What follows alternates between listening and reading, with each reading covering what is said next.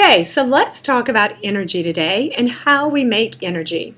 First of all, whenever we eat, our goal is to produce energy from the foods that we eat. Whenever your body breaks down food, it's going to break it down into sugar or glucose. Now, of course, it's much more complicated than that, so where it breaks down in amino acids and everything else, but for the purpose of this conversation, we're just going to talk about energy and your body's ability to break down food into usable energy. So whenever your body first starts to break down food, it starts in your mouth with your saliva. As soon as you eat, your body secretes saliva, and those are enzymes that actually help to start to break down your food. Some foods are actually broken down just with saliva because they're so simple, like your simple sugars or some of your fruits are broken down really quickly. Other foods go into the esophagus, into the stomach, they're churned around, and then we have other enzymes that are secreted to help to further break down food into sugar or glucose.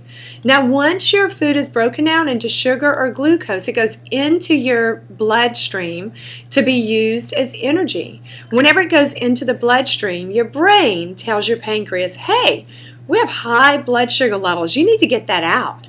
So the insulin comes into the bloodstream, combines with the sugar, brings the sugar to muscles to be used as energy. Until then, your sugar is just sugar. It's not energy until it is actually delivered to the muscles and used as energy. So whenever it goes to the muscles, I want you to picture a muscle cell. So we have a muscle cell. It's a circle. And on that circle, we have several different openings called receptor sites. Those receptor sites are where the muscles accept the sugar to be used as energy.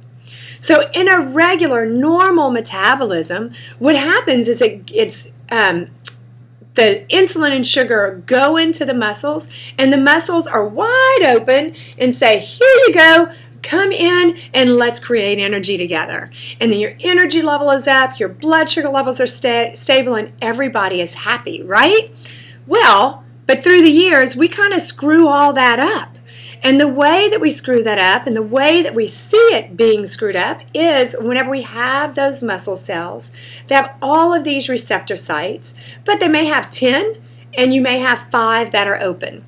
So what happens is you eat, your body breaks down all of that food into sugar, it goes into the bloodstream, your brain tells the pancreas, hey, we need to get that sugar out of the blood, that's not good. The insulin goes in, combines with the sugar, brings it to the muscle cells, it gets to the muscle lets some of it in, and then says, no, I don't need any more.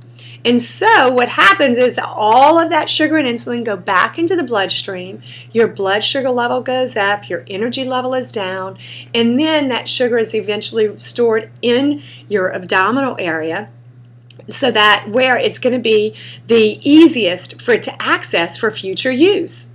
So you have increased belly fat, you have insulin resistance is what that is actually called when your muscles don't accept insulin or sugar to be used as energy. So it sends it back into the bloodstream and it's stored for later usage. So that happens whenever we have non-insulin dependent diabetes where you're secreting enough insulin but your muscles just aren't responding.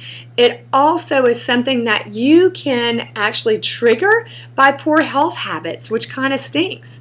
So poor health habits meaning not exercising. If you're not exercising and the insulin and sugar go to the muscles to be utilized and the muscles don't need them because they don't require any energy because you're sitting on the couch watching TV using a remote to change your channels, then guess what? It's going to go back into the bloodstream and then be stored.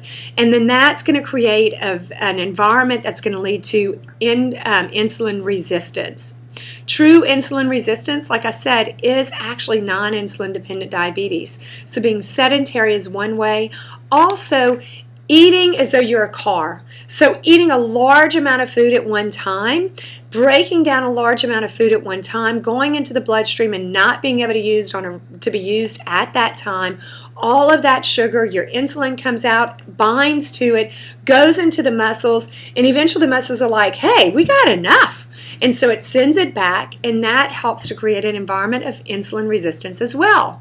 So we've always had this conversation of what came first, the chicken or the egg. Did insulin resistance come first, or did increased belly fat come first? When the bottom line is your decisions and your habits that you need to change to get rid of it are the same. It doesn't matter which came first. So the things that we do to decrease insulin resistance, number one is to eat regular meals. You want to eat every 3 to 4 hours. And whenever you eat, you're not eating a large amount of food where 3 hours later you're like, yeah, Dawn said I have to eat again, but I'm really not that hungry. You're going to be hungry. You're going to be ready to eat again because you're just fueling your body with a little bit at a time where it's able to use the energy that you're giving to it consistently, as opposed to storing it for later use and having to convert it from stored energy into usable energy, right? So eating consistently. The next thing is to eat the right foods. We don't want to eat foods that are going to dump sugar into our bloodstream real quickly. We don't want to eat a lot of simple sugars. Whenever we eat fruits, we want to make sure that we're combining it with those foods that give us long-lasting energy. So we have quick energy foods, which would be generally your fruits and vegetables. We have long-lasting energy foods, which are your beans, meats, and nuts. You always want to combine those. Whenever you eat an orange by itself, you can eat an orange with avocado or with string cheese or nuts or something like that. We always combine our foods together as we eat so that we trickle sugar into our bloodstream instead of just dumping it. The other thing that we do is we make our muscles hungry throughout the day. So you make your muscles hungry by moving, by exercising. We have 24 hours in the day. So you're going to carve out 45 minutes to an hour of each of those days, hopefully each of them, to exercise. But the key is, if you want to really impact your metabolism, open up those receptor sites, make your muscles more open to using energy, then you really need to be active throughout the day. So I have my fancy dancy Fitbit here where I can keep track of getting in 10,000 steps a day. It is one of the least expensive tools to help you to keep activity at the top of your mind. So whenever you go to the bathroom, you just look and you say, oh, I just have 2,500 steps, I have 7,500 left. So you may go for a little 5-minute walk. Whenever you're standing up and talking to somebody, you may be marching in place, just doing those things to get in a little bit more activity. I want you to think about not so much the activity, I want you to think about making your muscles hungry throughout the day. Okay, so now you know how to create energy, how our body creates energy from the foods that we eat, and how we make sure that we keep our metabolism exactly where it needs to be. So next time, what we're going to talk about is what we do to really screw all of that up. But until then, remember, fuel your body. Your body's not a car. You want to fuel it throughout the day. Trickle energy into it throughout the day where it can use it. Keep your muscles hungry, and always combine your quick energy foods with your long-lasting energy foods. So happy energy making. Have a great one.